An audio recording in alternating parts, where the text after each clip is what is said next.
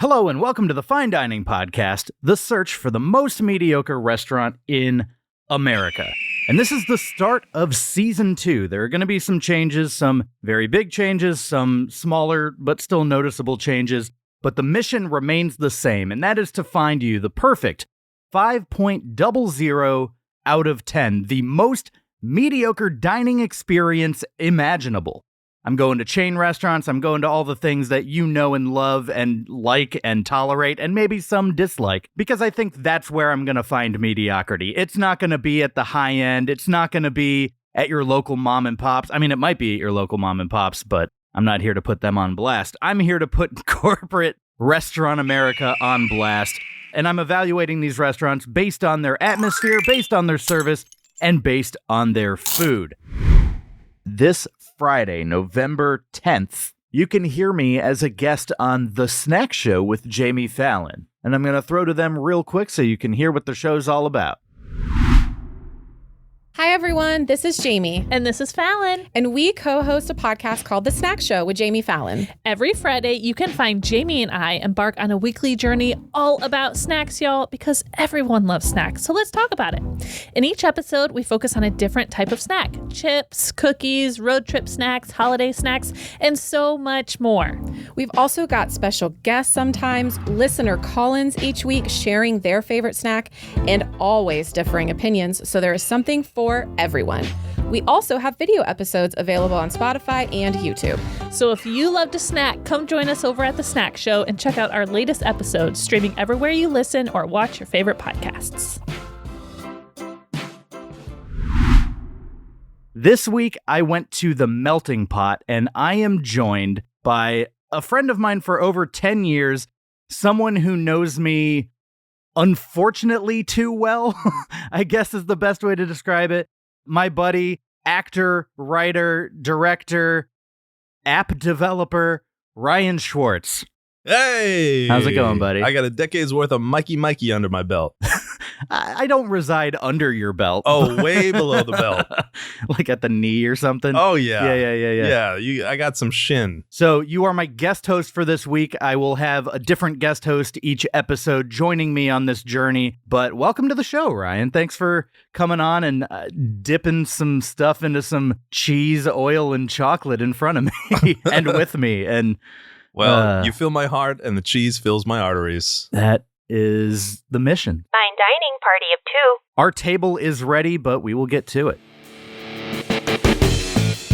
Your table is ready, follow me. Have you tried our chicken breast? Serving pancakes and ribs, I recommend the spaghetti. We're here to satisfy, not to impress.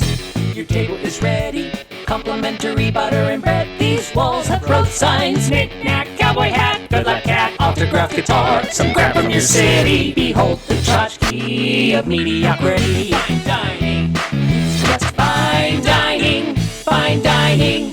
Two letters on the sign are shining, neon flickering, irregular timing. Identify the perfect 5 out of 10. Fine dining, fine dining. Hey everyone, before we dive into this episode too far, I just want to address the obvious big change for Season 2. Last episode, the TGI Fridays episode, was in fact Garrett's final episode with the show. I got a call back in August from him saying that he would be departing the show, that he was done, and then we went out to eat that one last time to give him a fun and fitting send-off. I just want to publicly say, Garrett, it was a blast this year doing the show with you. Thanks so much for your time and energy and enthusiasm. I wish you well. I hope you have the absolute finest of days. First impressions. So before we even walk into the restaurant, there's like a very reflective door, like a mirror-like door. I don't know if they're trying to show you like a before and after of what you look like before you get rolled out of this place, but it stuck out to me. It's like a two-way mirror, like a interrogation room style. Yeah, like the FBI is waiting for you inside of the melting pot. What do they have to hide? And then even before we get to the door, when you pull into the entire like strip mall, do you remember how there was like a clock in like It's a Small World style. Like a clock tower sort of thing? No, it was within a peaking roof. There was a clock that was completely unnecessary and looked like a weird facade, like a Toontown.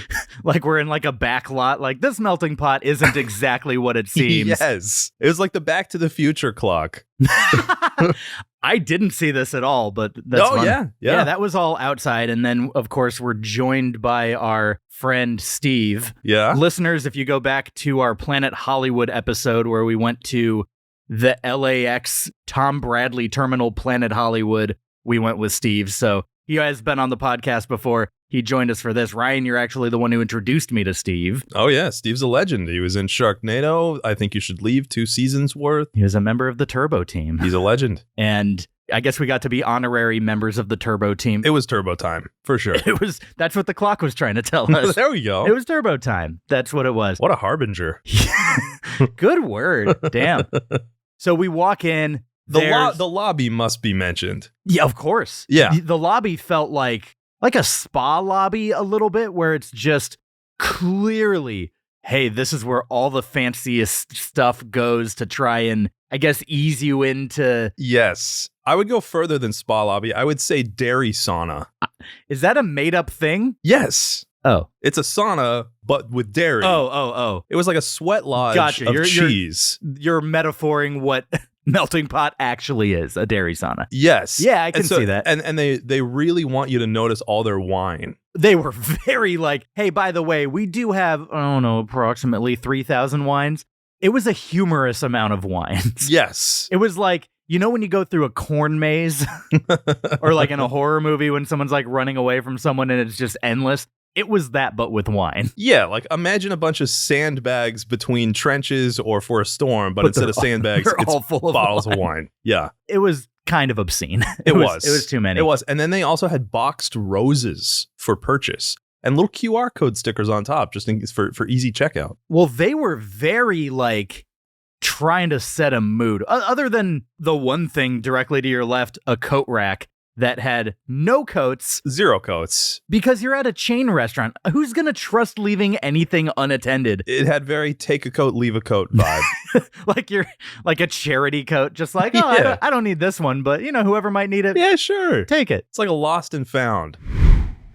The boxed roses, you're right, is pushing this very date vibe. I noticed one of the cards said, it's Thursday.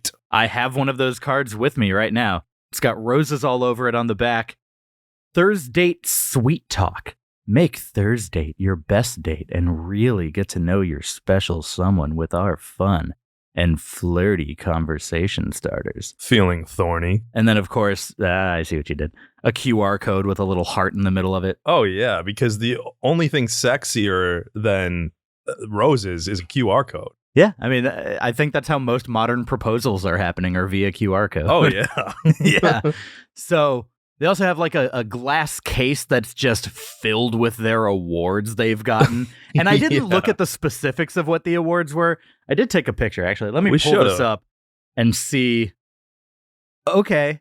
Almost all of these awards are from St. Jude's Children's Research Hospital. Oh, no. And they are not for the quality, but they are thank you for donations. And recovering from cheese cancer? I don't know. Take another swing. Recovering from children's cheese cancer? The fact that I didn't pick up on this when I was looking at it, I just assumed they were awards, I think might have kind of been their intent. Like, oh, we didn't win awards, but we do get this plaque if we donate.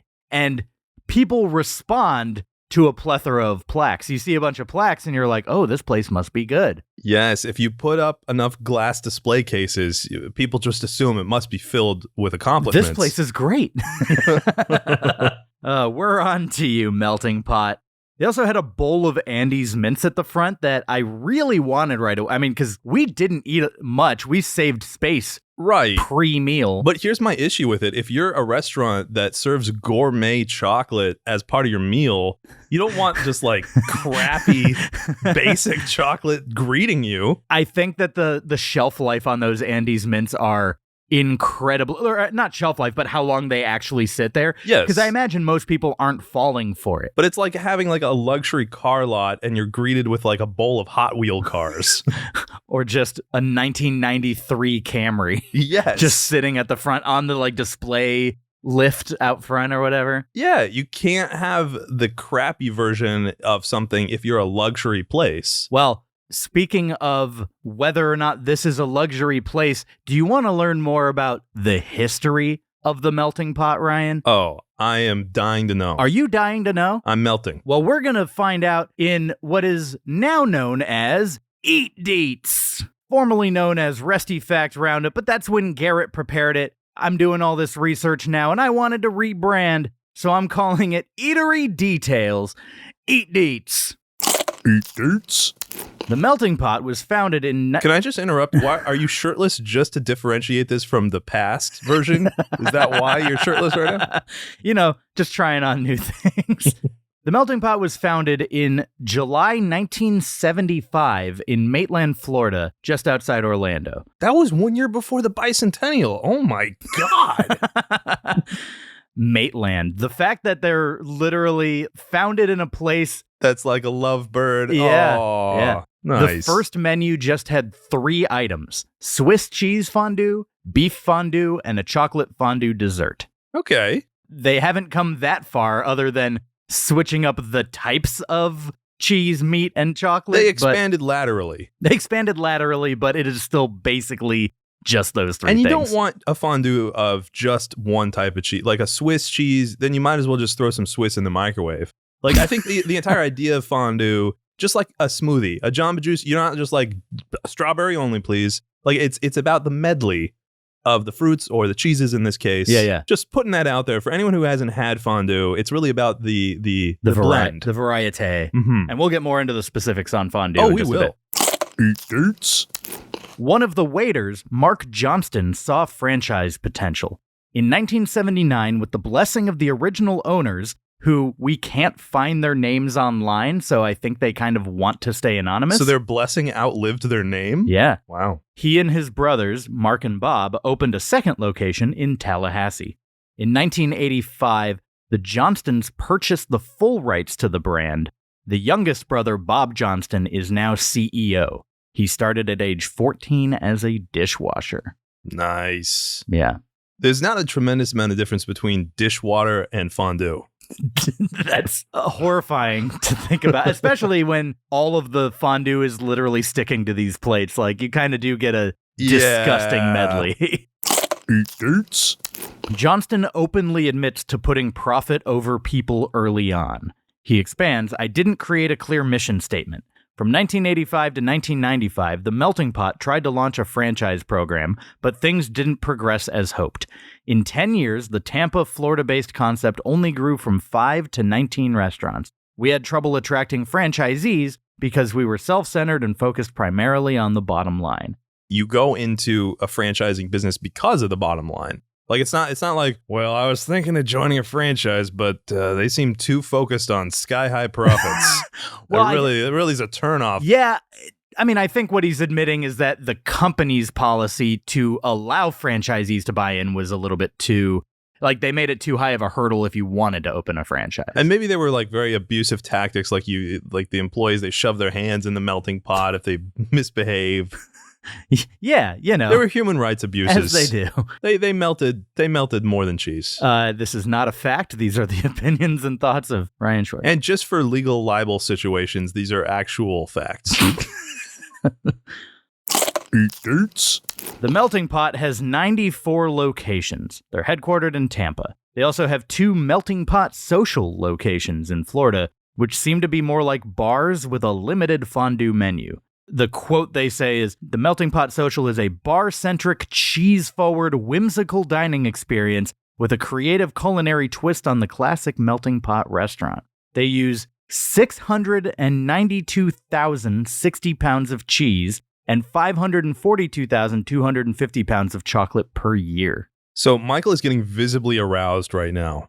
All this talk of tons and tons of cheese. I hate cheese. For those of you listening for the first time, I don't eat cheese. I don't like cheese. It bothers me on a fundamental level because of a few things that happened in my childhood that really grossed me out. So I've discussed this with Michael's PTSD therapist, and so this is the weird thing. Michael feels the need for attention to pretend he hates cheese. What he really does in private is he just guzzles scoop after scoop of cheese. It's like, why is he pretending to hate cheese? Eat Deets. In 2022, at least 74 of their restaurants set all-time sales records. That's all but 20. Can you imagine being one of those 20 that's like, sorry, guys, we couldn't outdo it. We couldn't push the cheese as hard as y'all did. Eat Deets. The initial investment to open a melting pot franchise ranges between $1.2 to $1.6 million, including a $45,000 franchise fee. Dear Lord. So that's the buy-in price. That's way higher. Like, I watched some Shark Tank. That is very high. But I mean, when the checks are as high as they are, like, you're rolling in money from I would the like to product you're know selling. the profit margin. Yeah. Because, yeah, when you shred some cheese and you throw it in a pot and you charge $40 for it. Here's the thing. Johnston says the average check is around $50 per person, to which I call bullshit. Like, yeah. No. Average check. Are you going in to get one thing? No, the average check's $100 a person. Eat Deets. They are looking for franchise prospects to reach 125 melting pot locations by 2026. So they want another 31 restaurants within the next 3 years. See, I think they're on a downward trajectory here because they've been closing melting pots. I even thought this melting pot that we went to was kaput. Because this is by where you grew up. Yes. Was it always there? As far as you remember? Yes, Yeah. but there are other ones that were like in Woodland Hills or whatever that have since gone under. So most melting pots in this area have gone under. We'll go over it, but they're actually not doing too bad right now. Okay. Eat Deets. To determine the best spots for new franchises, the Melting Pot uses an AI platform called SiteZeus to tell them where to open next. Wow. You like AI. I do. You're a big AI boy. Yeah, they should open one in space. Because AI, as we all know, loves space. Yeah. It's the future. Eat Deets. As of 2016, the total sales for the Melting Pot franchises domestically and internationally was a hair short of $200 million. They could have just rounded up. They didn't need to do the hair short. Yeah, and it may not be as high now as their locations have fluctuated with COVID. Is that revenue or profit? That was total sales. That's revenue, so we don't know how profitable that was. Right. And that's a figure that's 7 years outdated, and we went through a pandemic where people don't want to share. Be doing the little dippy dip. Yeah. Eat Deets. So Melting Pot partnered with national friendship expert Dr. Melanie Ross Mills. I'm going to read this press release because it's kind of funny to me. Celebrate and create stronger friendships with delicious dips and shareable sips. How do you share a sip? Are you like a mama bird regurgitating it into the... Yeah. You can't share a sip. Challenge accepted. Ryan, come here. Get over here while my shirt's still off. All right, Tampa, Florida, May 11th, 2022. Grab your besties. Melting Pot is encouraging friends to connect over fondue and has partnered with national friendship expert Dr. Melanie Ross Mills to share advice on building stronger bonds with memorable experiences like sharing a meal together. We are created to connect and bond in friendship, said Dr. Mel. Friends who spend time catching up with memorable experiences like those at Melting Pot often find their relationship growing and deepening. This is so like heavy-handed of just like, you'll be better friends after Melting Pot. I love the over-credentials of her doctorate. Yeah. Melting Pot has created an experience to encourage friends to get together and catch up while indulging in delicious dips and shareable sips. The Best Fondue Friends Forever, BFFF, aims to get besties around the fondue pot and turn moments into memories with a 3-course menu of creamy cheese fondue, fresh salad, and craveable chocolate fondue, featuring enhanced BFFF dippers of artisanal cured meats, cream puffs, and macarons starting at $27 per friend. Like, look, it was fun to go with you as a friend, but clearly the target market here is date night. Like, you don't need sensuality between friends. Well, so I will address that. Let me finish this just because they are literally branding days of the week friend day and like a romance day. Oh my God. So Monday is like mounds of cheese day. The Stupid. BFFF entree can be added as a 4-course for a minimal charge. Prices, participation vary by location. Just in time for National Best Friends Day on Wednesday, June 8th. Friends can also enjoy Sundays new outdoors shareable in the sips. sun. They've got the new Pink Crush. Yeah, whatever. It's listing menu items. Our mission has always been to bring people together over fondue for conversation, laughter, and memories. Our BFFF experience, which is offered year-round every Wednesday, is the perfect break in the middle of the week to meet with friends, and we're proud to partner with Dr. Mel in helping friends connect with each other. Now, the best part about this press release is what's next. Connecting with friends will not happen without time, care, and effort. Dr. Mel offers 5 tips on how to connect and bond in friendship. 1. Make an effort. Let your friends know that you care by reaching out. It can be as simple as sending a text, making a phone call, or sending an email the moment a friend comes to mind. Keep in mind, this is still in a melting pot press release. They're coaching you on how to be a better friend. 2. Build one another up. Help your friends identify why they are unique and appreciated. Be specific. Give examples of how you witnessed their strengths playing out in your lives. 3. Create memories together. Grab your friends and plan out-of-the-box experiences together. Try the Wednesday BFFF experience at Melting Pot or local activities like Twilight Bowling, painting classes, or art museums. None of this has to do with that. This is like try out mentor-mentees. 4. Offer trust and extend vulnerability. Give your friend the freedom to be vulnerable without judging. Conversely, share your own life experiences with trustworthy friends. Be trustworthy and open your heart to connect. And 5. Let go of offenses and extend forgiveness. Each of us is imperfect and will make mistakes in friendship. Make sure you're not carrying offenses when a friend isn't perfect. Make an exerted effort to forgive. The BFFF experience is offered every Wednesday all year long.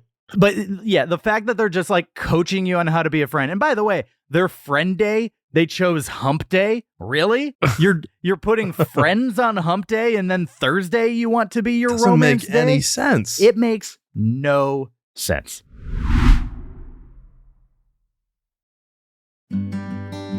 Two friends. Two fondue friends.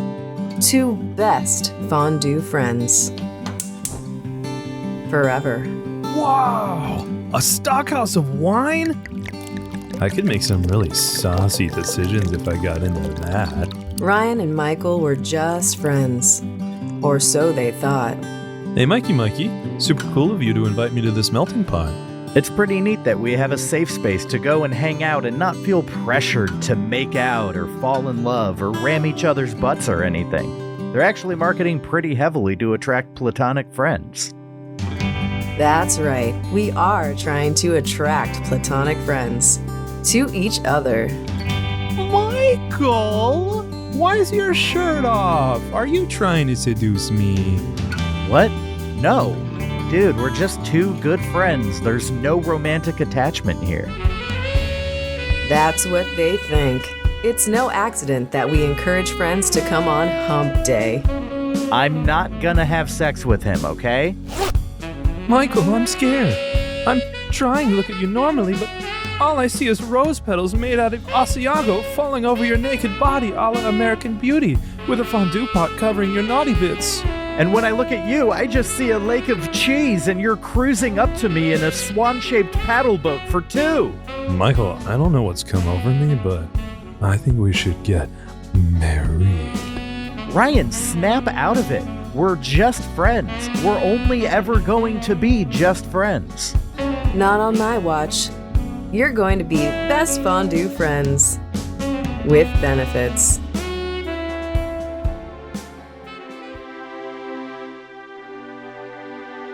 And do you, Ryan, take this man to be your lawfully wedded husband? Fondue. Oh, so benefits as in health insurance. I can live with that. Not until after your honeymoon in Pound Town. Oh, come on! Well, if it means I get dental. Fonduing it all night long. Written and directed by visionary friendship expert Dr. Melanie Ross Mills. coming this holiday season.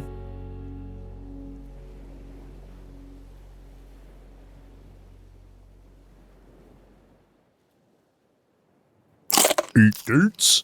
Now, speaking of intimacy and melting pot, no lie, it was Hugh Hefner's favorite restaurant. Okay.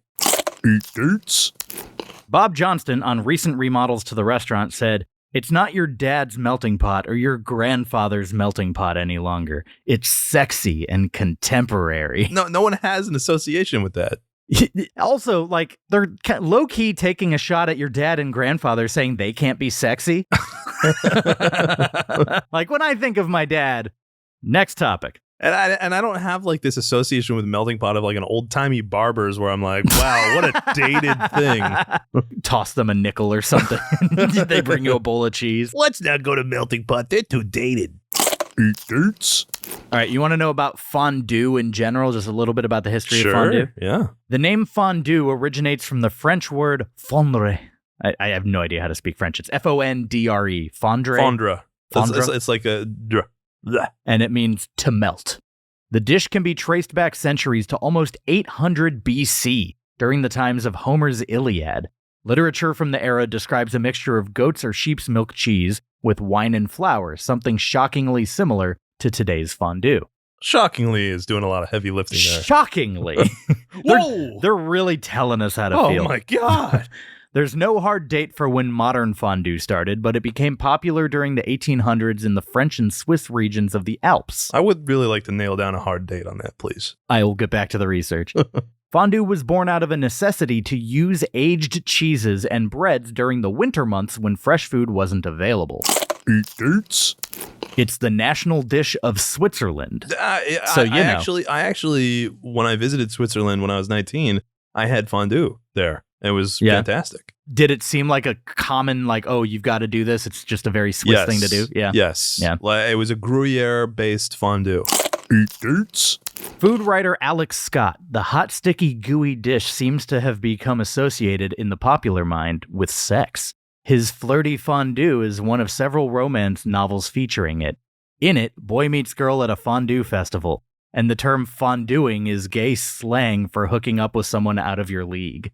Okay, yeah, I mean, it is like a bowl of boiling Eat Deets. Food historian / journalist David Sachs says the dish, which has its origins in 18th century Switzerland, became popular in the US in the 60s and 70s when the country was in the midst of a sexual awakening. Sometimes the food makes the times, and sometimes the times makes the food. I think the latter happened with fondue. It became popular in America just as attitudes about sensuality, physical proximity, and other social norms were loosening up. Fondue is by nature intimate, says Sachs. Can you imagine eating fondue with, say, a bunch of professional colleagues at a conference or with elderly relatives? Probably not. I don't even think that's true. Like, it's easier for old people to chew fondue. Yeah, Hugh Hefner was like 112. Also, that flies in the face of the BFFF program. So, yeah, it's at one point they're trying to pitch that this is a platonic endeavor. Yeah. And then they're like, it's also like pure breast milk. Yeah. And I think that about covers all of the history of fondue, all of the history of the melting pot, everything we could possibly need. Friends go on Wednesdays. Couples just go to town on each other on Thursdays. That's the melting pot. And no old people allowed. No old people allowed. And that does it for this week's Eat Deets. Hey, Dynamaniacs. Starting next week, Eat Deets will get its very own release. Each episode is now going to be a two-parter with 1 week in between. So this podcast is going back to weekly. You'll get the history and background and growth and development, and sometimes even the controversies of these restaurant chains 1 week. And then the following week, you'll get what you've become accustomed to, which will be the detailing of a visit to the restaurant, what it's like, how was the food, Yelp from strangers, all that. So next week, join me for an episode of Eat Deets. Atmosphere. It was really dark in here. It was like they were trying to emulate like a candlelit experience, but instead it kind of just feels like dim, small overhead lamps. Yes. Very small. Like you're working in a coal mine. That's the sexy vibe you want. Yeah. There's like something smoking in front of you. There's an actual abandoned track through the middle of the restaurant. I mean, it was mine shaft-esque. It was very labyrinthian. Yes, there was so many corridors with conflicting exit sign directions. There was literally just 2 pointing to the left, 1 pointing to the right, and I'm just like, is one of them wrong? Are 2 of them wrong? Or are they just saying, go wherever?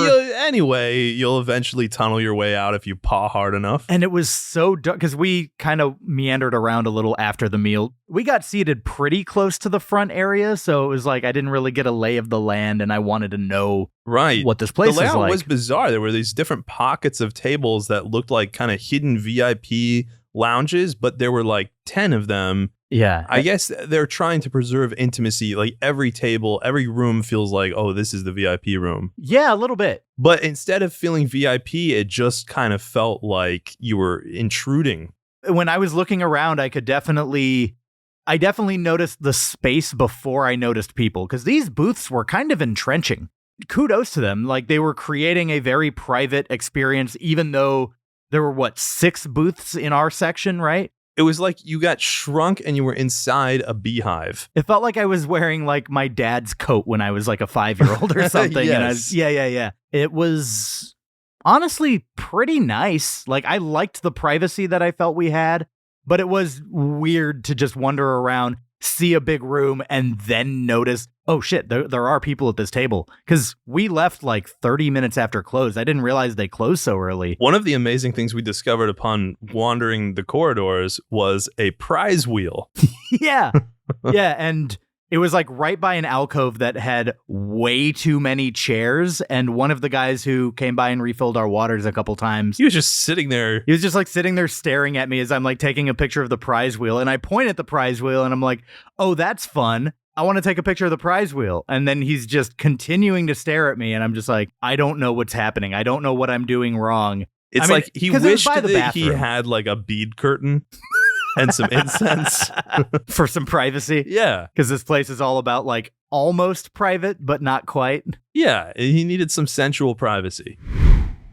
Now, one of the other people that you pointed out to me, there was a lady at a table behind me to my left.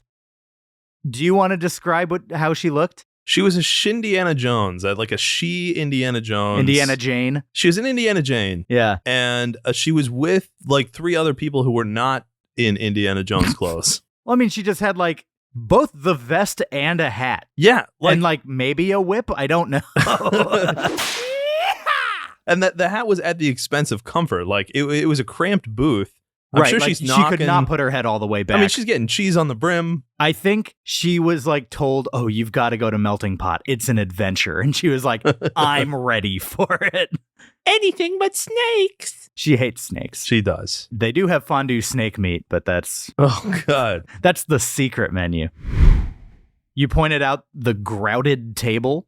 Yes, there were. So it was tiled tabletop with grout. So... It felt like a shower. Yes, like or a floor. Like usually you just have like a slab of granite or something that's the whole tabletop. Maybe they hose it down after a messy table or something like that. Grout, it would just create more things to stain and clean. It mildews. Yeah. Which ages and becomes cheese, which is honestly the comparisons between mildew and cheese, the fact that there aren't 0 is one of the things that grosses me out so heavily about cheese. They are both mold based. Yeah. Yeah. Well, I'm done. I don't want to keep talking. But yeah, there's a big... What do you even call the grill in the middle of the... Because it's not like a grill top or anything. It's like a hot plate. Yeah, built into the table. Built into a flat surface. There's not even like the coils or anything like that. It's just flat, and you've got the big metal pot on the table. Very hot. You're sitting there like... I guess I wasn't too actively afraid of like, I'm going to burn myself. There was a good amount of space in between us and burnable surfaces, I guess. Yeah. Yeah. There were cubist paintings on the wall. Is that what I know very little about art. Is that actually how you would describe? Well, they were cubes. I don't know if it was cubist, but it was a bunch of multicolored cubes, and it just seemed like it was an uninspired. They were just like, we got to put something here. Well, because the area we were seated in had no art. No. It was like only if you took the hallway to go to the bathroom, they're like, I guess we'll put something. But even then, it was like the light was too bright in there. Like for an otherwise very dark restaurant, you could see like scuffs on the wall. And it was just, I was like, oh, I get the dim lighting now. Because if the whole restaurant was this well lit, it would not be nice. It feels like they went a little too Panera Bread with their decor. Like they could have gone more romantic. They could have doubled down on the rose petals and the romance. Sure. Some cherry blossom pictures, something a little more flowery and pretty and romantic. But this was all just like kind of shoved and hidden in the back. Yeah, this was like motel art. And now, a word from our totally not made up sponsor.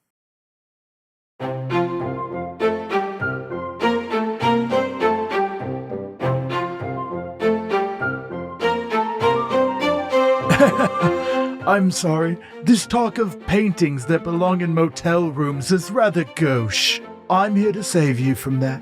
My name is Harrison Augustine Winged Money Watt Emoji Arrylius the XIV, and my trust fund paid out into a lump sum that is only getting smaller and smaller unless I invest in something. And I went for the fanciest sounding podcast I could find. Fine dining. New media, I'm so bad. Of course. Now, it would appear that there has been an error of judgment on my part.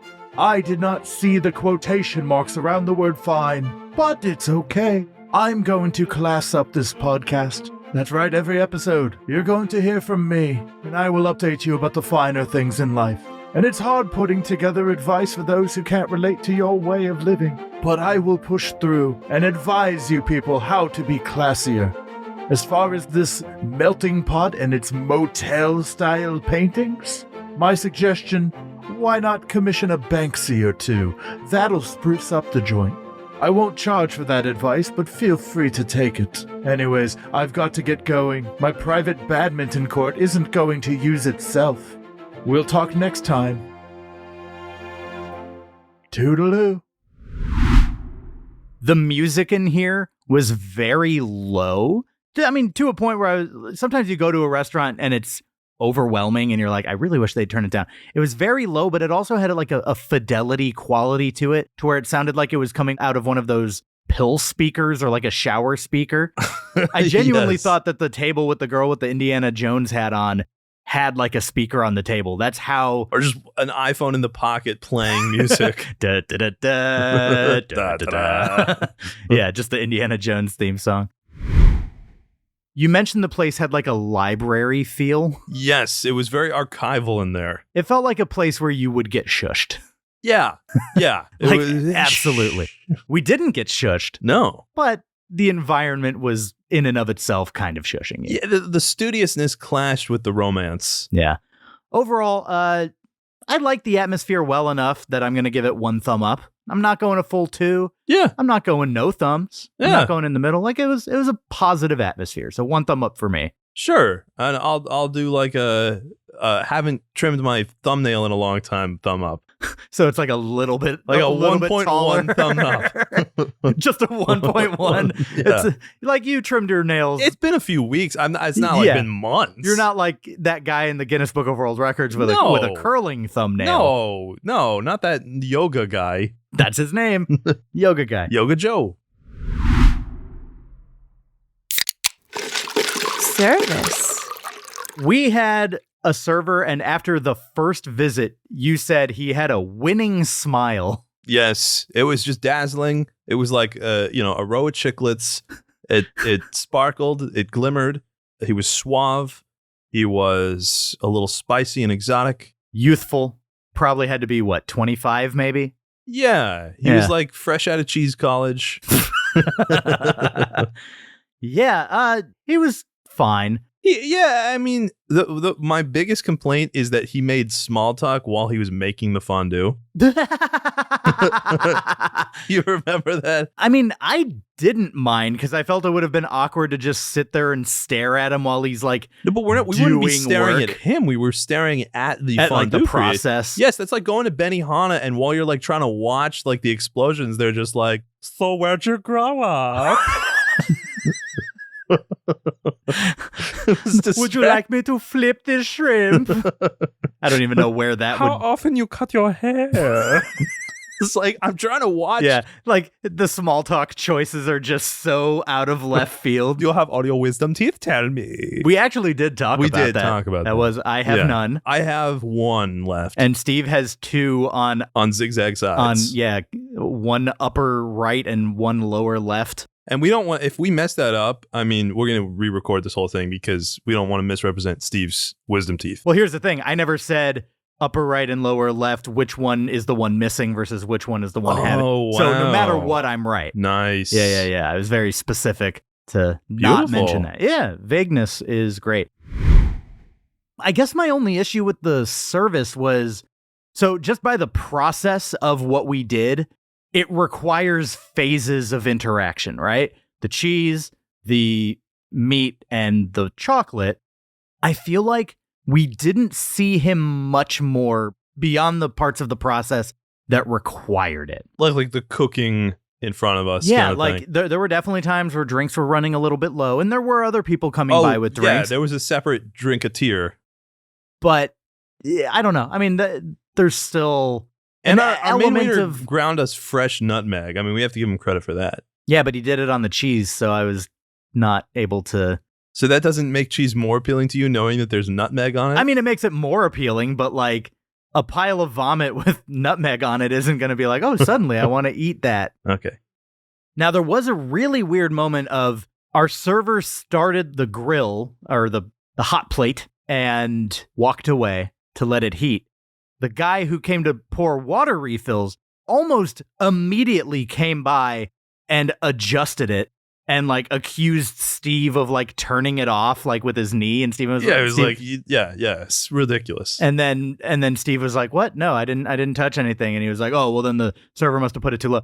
And then like within a minute of him walking away, our server came back and was like, "Oh, why is it so high?" and turned it down. And it seemed like they were in like a war with one another. And I just got to ask, Ryan, what's going on over there? What's going on over there? What's going on over there? Should I worry? Should I care? What is going on over there?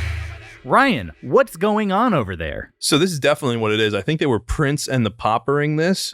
So they've done a role swap where they were like, your job's so much easier. And they're like, no, your job's easier. And they're like, okay, we can prove it. We're going to switch. And so they're walking a mile in each other's shoes. And he's like correcting the mistakes of the quote unquote superior positioned guy because he's doing it wrong. Exactly. He's like the training wheels. Yes. Of the Prince. And that's why they were both in fake mustaches. They both had like Groucho Marx style, like the glasses with the big nose, fake mustaches. Because they were like, customers wouldn't buy us as either one of these.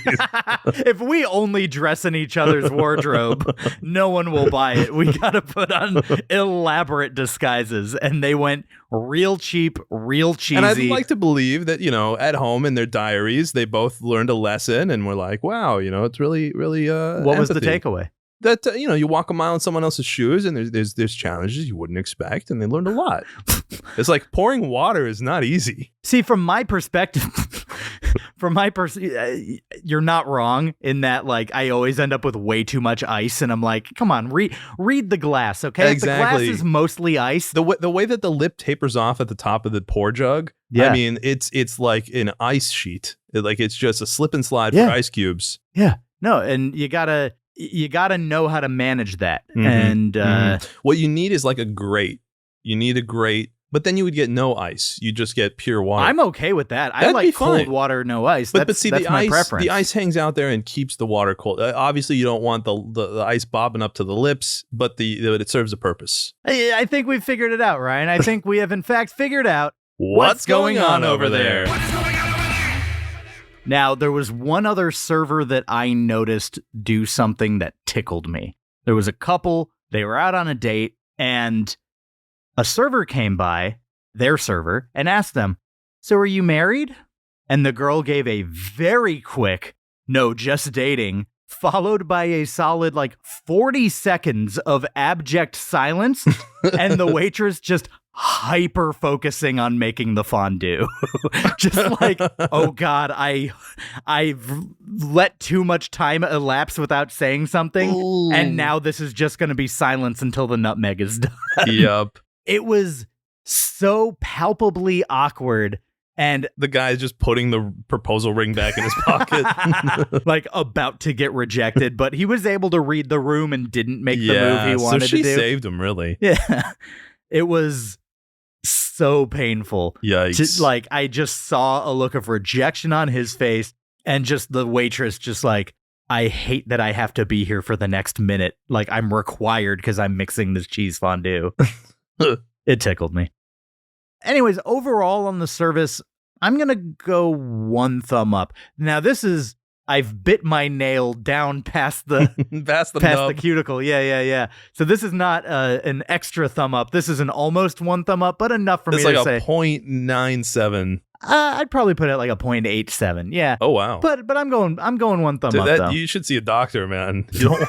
If you've lost 0.13 of the mass of your thumb, there was a lot of math involved in this dining experience, as we will see. As we will see. Yeah, I'm going to go 1 thumb up, just not with the most enthusiasm. Okay, I'll go like trick thumb from a magic shop up. Don't spoil how they make fabrics disappear, Ryan.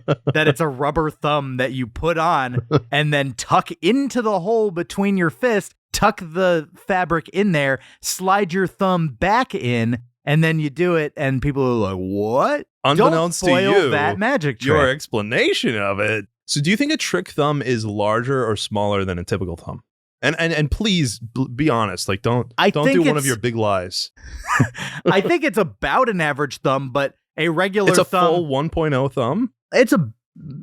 It's like a replica. It cuts off a little bit on the bottom end of it. That's what I was hoping for. See, that's what I was like, I want it to be a trick thumb. You're not, so you're like it's not full right. 1 thumb. It's a 0.88. But a thumb plus the fake thumb with the fabric in between, that's like a 1.3 thumbs up. Oh, yeah, because you're stuffing. It's like stuffing a bra. So you're talking about just the thumb on its own. I'm talking about the trick thumb on its own, not being worn as a prosthetic, concealing a handkerchief, which impresses everybody because they didn't know the trick thumb existed in the first place. Food. Yum, yummy. So now, I guess the process of the melting pot, and guys, I guess the order that they bring you stuff. Mm-hmm. It starts with the cheese fondue. Right. Right. There was nothing before that, right? Right. And what we skipped was the salad course that comes after that, but we didn't do that. Who's filling up on greens? If you're going out to a dinner like this and you're getting the salad, I'm sorry, but you're just not using your stomach's real estate the way it was intended at a melting pot. I think maybe it's to get some fiber in there so that you're not just like squirts galore. Squirts McGee. Yeah. Like, I think maybe that's part of it. But, I mean, they also bring you broccoli for dipping for a couple of the things. That's for true. The cheese and for the... Right. But yeah. So yeah. You start out with, it's the full thing would be 4 courses, but we did the 3. And by we, I mean Michael ate all the cheese to himself. So since I don't like cheese and I don't even tolerate it, from here on out, and this isn't just this episode, for the rest of the life of the podcast, the word cheese is getting bleeped. Michael is a fussy little boy. Michael is a fussy little boy, baby. Michael is a fussy little boy. Michael is a fussy little boy. From this point forward, the word cheese will be bleeped because Michael finds it offensive. So if I said cheese right now, bleeped. See, it didn't sound that way to me. It just sounded normal. I was just speaking. Yeah, but this goes through like an immense amount of processing. Are you talking about post-product? I am talking about post-production. What if I said America cheese, America cheese, America cheese? Are you saying that knowing what happens when I say the word America? No, I was just doing that completely randomly. Yes, of course I know. Have you heard this podcast before? So the way this has worked in the past is I've brought my cheese correspondent, Steven, with me to different restaurants, and he gets 1 minute on the clock to talk about cheese and give his review. Beyond that, I don't give that time of day to cheese. So, Ryan, you get 1 minute on the clock to talk about the cheese fondue. Okay, so we ordered the Alpine, and that starts out with a little splash of white wine in the bowl, and then they add the shredded Gruyere and a mix of some other cheese, I forget which one, and you mix that up, and you add in the garlic, and then you add in a little more wine, and then you grate the nutmeg over it. really a nice blend of flavors. Because you've got the sort of the savory umami flavor of the cheese. You've got the sort of bite, astringent flavor of the wine and the alcohol, and you've got, the different herbal flavors of the garlic and the nutmeg. Really, really nice stuff, I would say. Probably a little too heavy on the wine. I think it had a little too much bite. And I was also drinking it with wine, so it was kind of wine-on-wine action, hat on a hat. But delicious cheese. It's a delicacy. There's an art to it. It's not something that's easy. Cheese must be earned. Now, it did come with a bunch of dippers as well. So it had like a platter that had pretzel bread. You had carrots, celery, like a baguette broccoli. Bread. They had it was just the pretzel bread. I could swear I tasted 2 types of bread. Maybe there were, but I didn't know. But you just want pretzel. Broccoli, raw, uncooked broccoli, celery, carrot, and Granny Smith apple. And which one did you feel mixed the best? The pretzel bread and the Granny Smith apple. Okay. So if you had to give a score. Sure. A score to each individual one or the entire? Least favorite dipper and favorite dipper. Least favorite dipper might be... And this is for the cheese fondue. Least favorite dipper might be like a raw carrot or broccoli piece. It's like, I don't know. Mixed with the dip, it is a... close to a 5. Okay. But the apple and the pretzel bread are more close to like a 7 or 8. So maybe a 7.5. 7.5.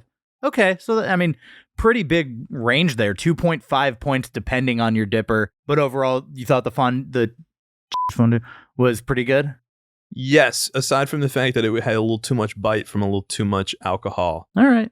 And I stole a couple of the dippers just on their own, just had a little piece of pretzel bread. You gonna review a raw broccoli piece? I just wanted it to be known that I was so hungry that I couldn't wait for the next course to start eating. What's your review of the water? I did get a Pellegrino. Oh, yeah. With a spritz of lime that I had to squeeze, and they refused to remove the lime carcass from the table for the entire meal. They wanted you to honor the lime's sacrifice. They came and bust a whole bunch of things, but not that. No. I just had like a slice of lime carcass. Use every part of the animal. They wanted you to eat it. For dipping like the implement that they had for the fondue, you very quickly dubbed a dident. It was very much a dident because... it was a trident, but minus. There were 2 prongs. Could it have benefited from a 3rd or 4th prong? Absolutely. Well, it got me wondering what makes a trident a trident? Because I assume that it's like the size and practicality and stabability. But then, was it you or was it Steve who pointed out that dent probably just means teeth? Right. In this case, so dident, just 2 teeth. Well, then I guess the size doesn't matter. It's how you use it. And yeah, so we're just like sitting there with like 2-pronged didents. You get 2 each. You get 2 times 2. And so you've got 4 Are you dents. getting started on the math? Oh, God. Let's get into it. Okay. So, let's get to the meat then. Yeah. So the next course was meat. And so we got a platter that had 5 meats on it. And the specific fondue that we got was a coq au vin, which is meat with wine or beef with wine or something like that? Yeah, it's got like mushrooms and red wine and stuff. Mushrooms, green onion, garlic, red wine, all kind of boiling in this pot. Yeah, so if you've ever thought to yourself, the best way to have steak is to boil it, are you in luck? I didn't hate this preparation. It's not, for the steak specifically, it's not my favorite, but the steak still tasted pretty good. Sure, but it's not usually recommended that you boil steak. But so here's the thing. You get all these raw chunks of meat, and it's up to you, kind of like Korean barbecue, to cook it. But unlike Korean barbecue, where you can see visually constantly how far along things this is submerged. It's submerged. So it's in a mystery pot, and you're losing track of who's... Well, y'all were losing track. Me, the Rubik's Cube expert over here, was sitting there just like timing precisely. So there's multiple stopwatches on the table active at this moment, which is never a good sign for a restaurant. And not an exaggeration. We all had our phones out, or you were using your watch. I was using my watch stopwatch. You guys were using your phones. When you're having to track multiple multitasking things instead of just enjoying the meal, because the beef pieces take 2 minutes. I'll say what they all. Okay, we got a garlic pepper steak and a teriyaki steak. Both of those for you and I, who wanted the medium rare. They said about a minute 40. Yeah, sure. 2 minutes or so for Steve wanting it medium. Then the shrimp, and I got a lobster tail. The shrimp and the lobster tail were both 2 to 3 minutes. Right. And then herb-crusted chicken breast and Memphis-style dry rub pork were both 6 to 8 minutes. So those were the long ones. They tied up your skewer for a really long amount of time. And then you've also got potatoes that are 4-minute recommendation. 4 minutes if you want them crispy, but you can leave them in there indefinitely if you want. So you've got all of these interlocking fractional mathematical considerations as you're trying to just still engage in conversation. You're always having oh shit, I lost track of time. It's just this constant stress. This felt like juggling. It literally felt very much juggling. Okay, I've got 2 balls going in one hand and I'm trying to add a chainsaw with my third one. Yes, because I was trying to do, I'm going to cook one long while I cook one short so that I can swap out a short. And cook 2 shorts in the time you cook a long. Right, but the mat, it doesn't fit perfectly fractionally. Well, so the way I did it was I take 2... I had 2 things that were a minute 40, right? The 2 different types of steaks. I had 2 things that were 2 to 3 minutes, the lobster tail and the shrimp. And I had 2 things that were 6 to 8 minutes, which were the pork and the chicken. So I would just take one of each of the same time one, put them both in, set my timer, and pull them both out together. Which is a better strategy. Because I underestimated how frustrating it was going to be. I thought my biggest thing was going to be impatience on, I'm not eating anything for whole chunks of minutes at a time. Yeah. Usually at a meal, when the food comes, everything's ready to eat. Right. And those 6 to 8 minute ones, I felt those. I really felt those gaps where I was like, okay, now I'm waiting 6 to 8 minutes. And the only thing I was able to eat since the last thing I cooked was the 2 single bite servings of the things that I just pulled out. Everything's single bites. So you've invested 6 to 8 minutes and you 1 get a to 2 bites. Yeah. There's no service that is made better by offloading more of the responsibility onto you. And you're already paying a premium to be here. Yeah. It's like you expect them to cook your food. I think here's how I would have done it. I would have served fully cooked meat and given a dipping sauce, just like the fondue, where it's just you just quickly dip your sauce. Yeah, I do get it, but that just by nature isn't what the process of fonduing is. No, the process of fonduing when it comes to cheese and chocolate is exactly that. Cheese and chocolate, yes. And that's what people most associate with fondue. The meat is almost a forgotten part. But I will say, just with Melting Pot going back to the 70s, this is what they have always been. So our lack of familiarity with that process isn't necessarily they did it wrong. It's just we didn't know the process. I'm an amateur here. I'm not as good of a cook, so I'm constantly risking under or overcooking my food. Right. And I'm not able to just have casual conversation. I'm balancing all of these different mathematical equations here. I did feel like I deserved a plaque in a glass case at the front of my restaurant or home when Steve went to pull out a chicken that had only been in there for 2 minutes. You and I was saved his life. Hey. That's chicken. You want it 6 to 8 minutes. Saved his life. I could have sworn chicken was 2 to 3. I'm like, it's chicken. I'm sure there's a longer. lot of food poisoning that happens at the Melting Pot because I'm sure, yeah. There's no way on any given night that someone's not underdoing a chicken here or there. Yeah. They should also give you little pH kits and you can test for amounts of E. coli, a little Ebola, Make sure the chlorine levels are right. Yeah, that's all part of the fun. Yeah. The more work and stress and things to keep track of, the more relaxed you can be. So all this said, it was a very stressful situation. And you know what? I would go so far as to say the stress level of doing this was way too much. This is... That's right. I'm giving this week's This Is Way Too Much award to the pure calculations and math involved to making the meat course work. Wow, that's at the melting coveted pot. Award. It is very coveted. There's always a drum roll, please.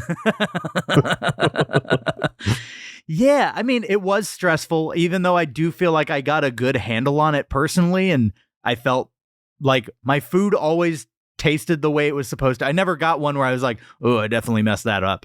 even still, just the amount it had to run through my mind was way too much.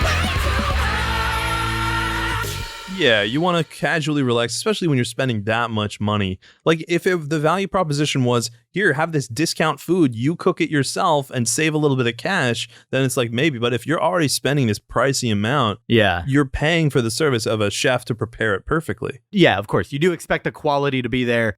And if you have the accountability and you're like, whoa, I don't know if I can handle this responsibility. Yeah, and again, it's boiling steak. Come on.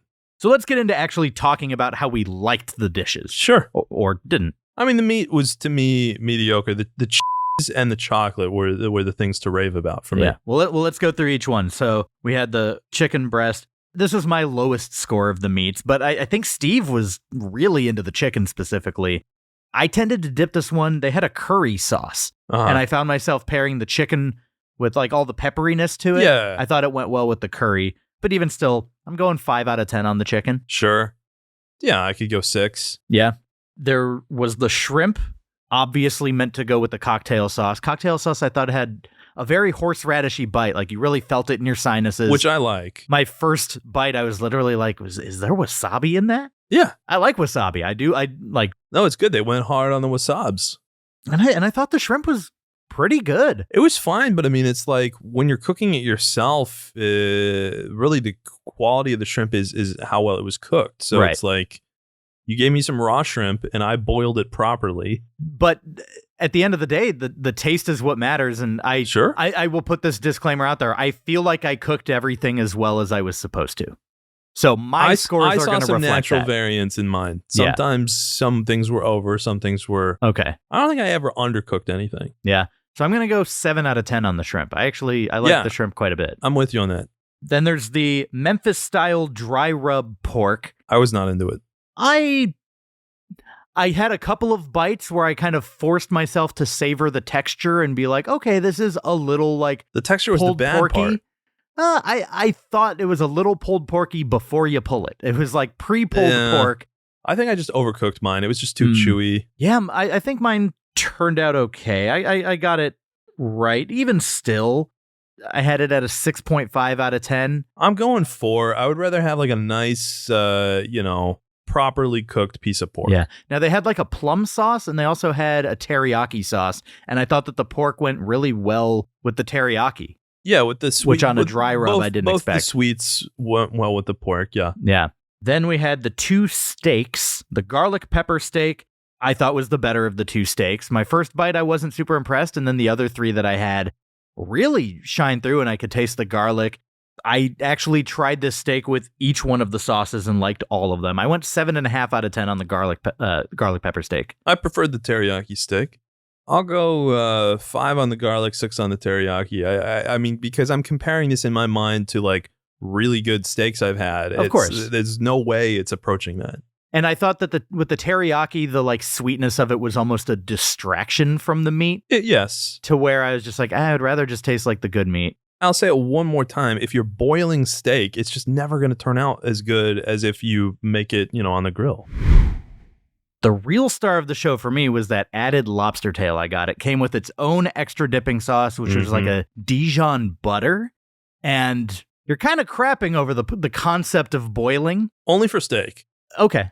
This might be maybe my new favorite preparation of lobster. I mean, I guess typically you do boil a lobster, but specifically with all the infused, like the wine, garlic, green onion, all that in the sauce, the coq au vin, I really like this lobster. I went 8 out of 10. Yeah, I think for seafood, its boiling is good. It reached the level of great. I would call that a great lobster tail. Nice. Not the best I've ever had, but very good. Surprisingly good was the raw mushroom to boil in there. I did enjoy the mushroom. And it soaked up a lot of flavor. It was very savory. I had it at the very end where it had like all the juices to pull from all the meats that had been cooked in there. It's a very flavorful mushroom. I'm probably going like 7 out of 10 on that one mushroom. I'll go 7.5. And then on the potatoes, the tates were a dumb. Little. They were dumb. It was they were dumb. There's so many better potatoes I've had in my life. It was like because of again the way it's cooked, it was like kind of mealy in the middle. It's just like, come on. Yeah, I went 5.5 on the potato. You want an oven-baked potato. You don't want a boiled potato. I mean, a potato's a potato as long as it's like technically cooked right and Unless the you're texture boiling is it fine. for a long, long time, like in a stew, and it like melts in your mouth. But if you're doing a quick boil on a potato, it just does not turn out. I liked it though. Yeah, 5.5. Okay. Slightly above mediocre. Okay. Do you have a number? Yeah, I'll give it a 4. Are you trying to show me your nipple? What are you doing? If I say cheese over a prolonged period of time, are you going to bleep the whole thing? If I'm just like cheese. I'll bleep the part where like you close the word with the letter S. Like how they bleep hole on asshole, but you still hear ass. So lastly, we get to dessert. Yeah, this was the star of the show. So we got the Rocky Road chocolate fondue. This had dark chocolate with marshmallow creme, and it was flambéed over candied pecans. Yes. And the flambé, our server literally lit the pot on fire because, I mean, that's what flambé is. And he told me, like, hey, take your tongs, stir it up. And he's like, hey, you want to be interactive? And like encouraging me to put my hands towards an open flame. And I got a little nervous. My heart was racing as I'm trying to stir the flame into the rest of the thing. Your heart was a flutter on date night. This was super good. And it came with a platter that had shortbread. It had Rice Krispie treat, a chocolate marshmallow, a graham cracker covered marshmallow, banana, strawberry, a brownie, and a chocolate chip blondie. Yeah. I loved this. I thought most of the dippers were at least good. Yeah. Like the shortbread didn't have enough texture to really stand out, but it was still good. But like strawberry and banana, strong things to dip chocolate in. I really like those. Yeah, can't go wrong. The blondie I thought was my favorite thing. Yeah. Just because it had a texture where there were actual chocolate chips in it. So it's covered in this Rocky Road marshmallow chocolate fondue. Yeah. And then you get the texture of the crunch. It was close to perfection. Yeah. Given just the variety of dippables, I'll say like the best one I had, which I would say is the blondie, I gave like a 9 out of 10 to. The worst I would probably call the shortbread. And that was like still like a 7 out of 10. So between a 7 and a 9 on this. Sure. Very tasty. Sure. I mean, I thought it was phenomenal, but only because I'm leaving room for like even more fantastic desserts that I've had. I'm going to stay an 8. Yeah, this was a great way to close out the meal. And we were pretty full heading into it, but at no point were any of us like, I've got reservations. And he gave us an out.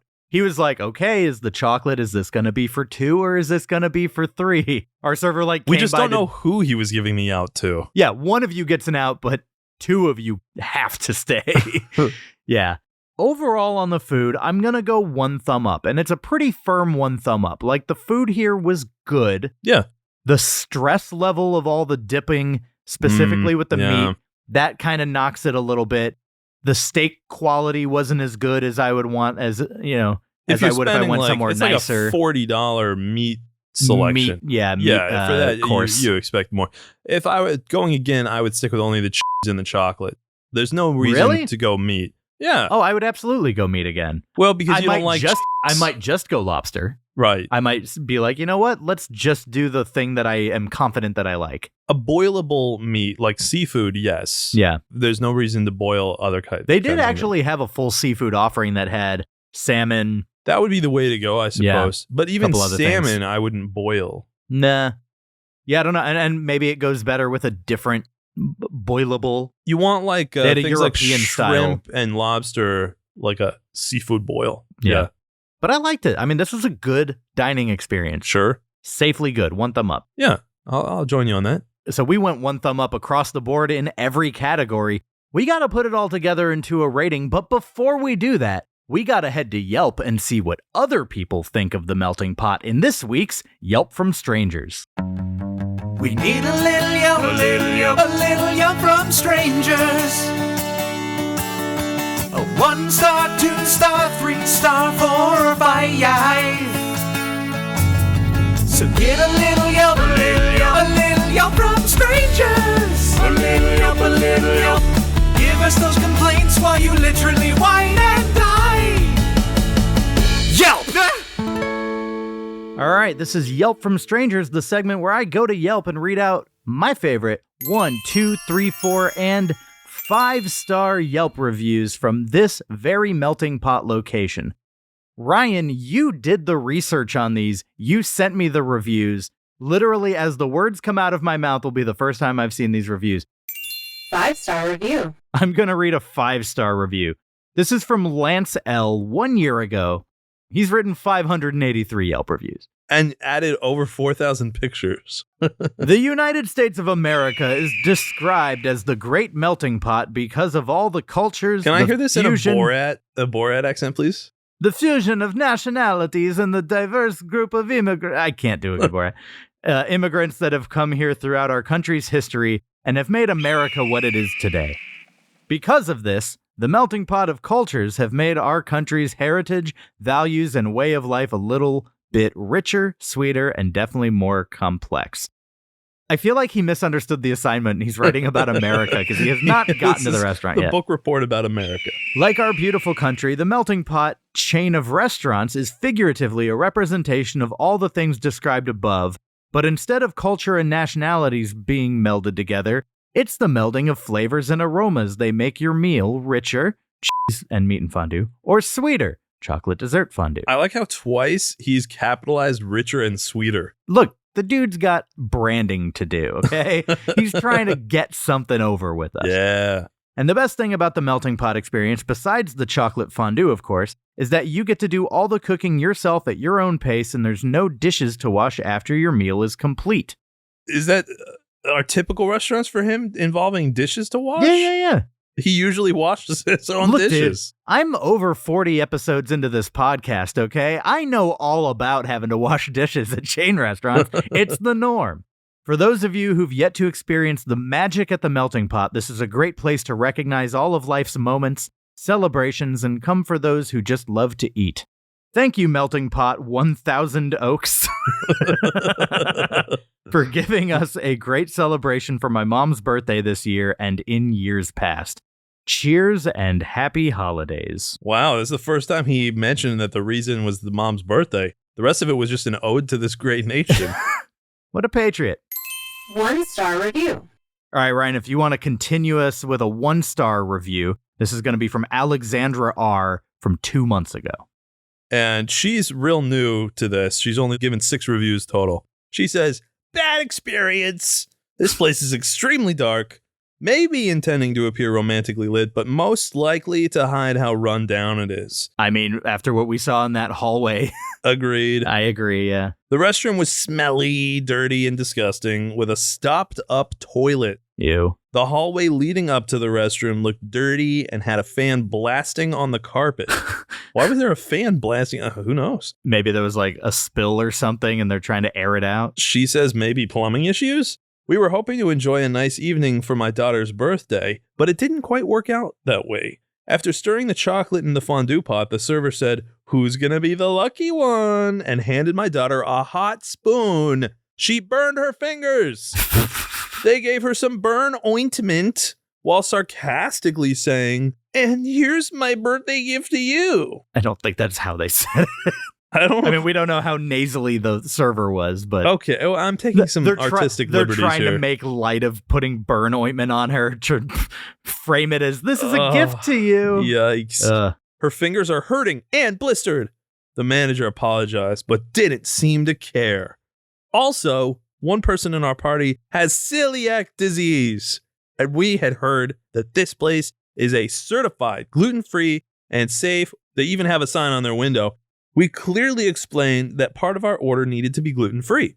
The food with gluten, poisonous to one person in our party, was all on the same tray with the gluten-free food.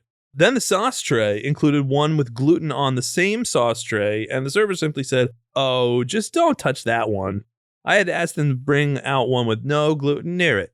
We were a party of 4 and paid over $400. Food only, no alcohol.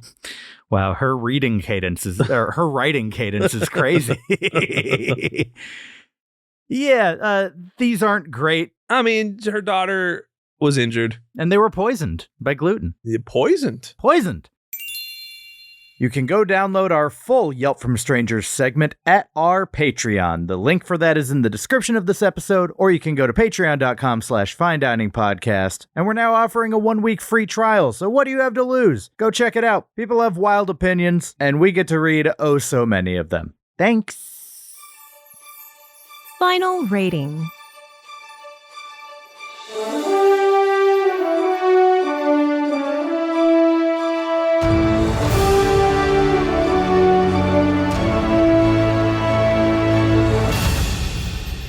All right, we've heard what other people have to say, and now you get to know what we have to say. We got to put all of our thumb ratings together, package it up into a little score for you, and then figure out where does the melting pot go on the tchotchke of mediocrity. Is it going to be the perfect 5.00 experience that ends the podcast, or is it going to be somewhere else? Ryan, I will let you go first. Sure. I'm going to go with a 7.25 because it definitely wasn't getting into greatness of 8 and above. Right. But, you know, it was pretty good. If I were factoring in price, it would probably knock it down even further just because it was so expensive. But, yeah. We're actually very close. Now, I've been rating restaurants a little bit longer than you. My decimal points are a little bit more honed. You went just with a round, basic-ass 7.25. A nice fractional number. Yeah, just it's a quarter. 7 1/4. But this wasn't quite there for me. This, to me, was the epitome of a 7.23. Oh, a textbook 0.23. It was a textbook 7.23. You got like little metal detectors in your tongue. When we average together our scores, the melting pot goes up on the tchotchke of mediocrity at 7.24. And that means the melting pot is decisively better than mediocre. Better than mediocre. It's better than an Applebee's.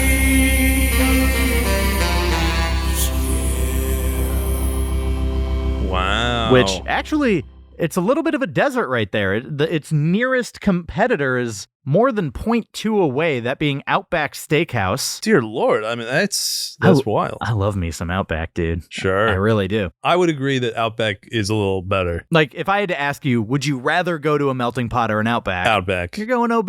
It's because of that awesome blossom. Bloomin' onion.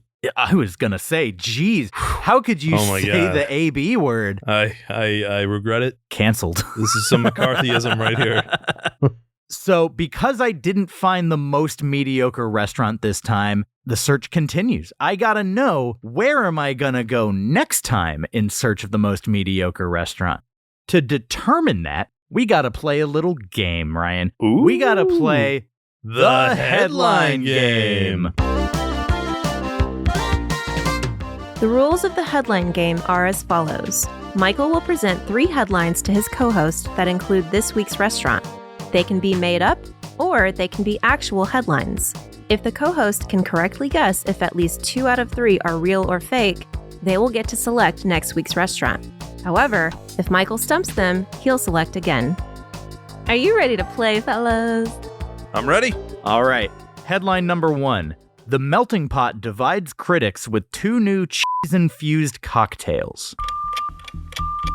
Divides critics with 2 new... Yeah, that sounds pretty legit to me. All right, so you're going true? Yeah. True. Headline number 2. Cops jump into large street brawl outside melting pot. No, I'm thinking the jump into large street brawl. It sounds too forced. I'm saying false. All right. Headline number 3. Man arrested at New Jersey melting pot after multiple attempts to burn wife's face. If it were Florida, maybe. New Jersey, I'm going to go false. I feel like you don't know that much about New Jersey if your skepticism here. All right. So first headline, the melting pot divides critics with 2 new cheese-infused cocktails. You said that's true. I made that one up. That Nice. one is false. Nice. Headline number 2, cops jump into large street brawl outside melting pot. You said false. That one actually was true. Wow. And last one, man arrested at New Jersey melting pot after multiple attempts to burn wife's face. You said false, and you did, in fact, correctly suss out. I made that one up. Okay. So you went 1 for 3, which means I get to pick where I'm going next time. I want to pick. I get to pick. Sorry. Okay, them's the rules. Them's the rules. So I'm going to go to Gordon Biersch Brewery. What? Gordon Biersch Brewery. Is that a chain? Yeah, they're kind of all over the place, but spaced out. Is he Germanic? Is he Austrian? I will do some research and learn all about that, and then you guys can learn why it's called Gordon Biersch. I want next this episode time. now. Well, you're going to have to wait for the next episode of the Fine Dining Podcast. Borscht? I don't know yet. I haven't done the research. Biersch's borscht? Ryan, thanks for coming on. Oh, thanks, man. Did you have a fun time? Absolutely. I had a blast. You have a good meal, more than mediocre. I've got a belly full of dippers. Ryan, is there anything you want to plug or have people follow you on any specific social media or follow you in real life? I recently guested on this podcast searching for the most mediocre restaurant in America. Yeah? People should check it out. Go back to the beginning of this episode and play it again. www.google.com and then into the search bar type show me different podcasts and then follow that until you see Fine dining on page 472. And look for the quotes around fine. Yeah, it's fine dining, okay? It's not like the finest dining, but it's fine. You get it. It's fine. All right, well, we did not find the most mediocre restaurant. The search does, in fact, continue, and you can keep up with it on social media at Fine Dining Podcast on Instagram and TikTok, finediningpodcast@gmail.com. We'll see you next time. Have a fine day. The search continues. We still need the perfect five. The search continues. Like and subscribe. The search continues. Our journey did not conclude. The mother effing search continues. Write us an iTunes review. And hey, while you're at it, why don't you go ahead and make it 5 stars, huh? Come on. Follow us on TikTok, the same on Instagram, all the socials at Fine Dining Podcast. We have a website, finediningpodcast.com. Buy our t-shirts, then put them on. And don't forget, you can always suggest where we go next. Okay, we're going to find it. Mediocrity. The search continues. See you next week.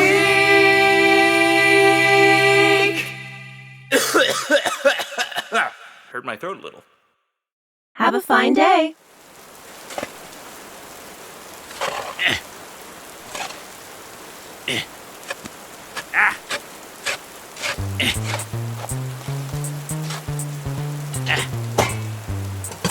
Oh, so you're just gonna do one of these without Jub? Maybe you can do it without your precious, stupid You Must Bowl, too. The hell did it start storming?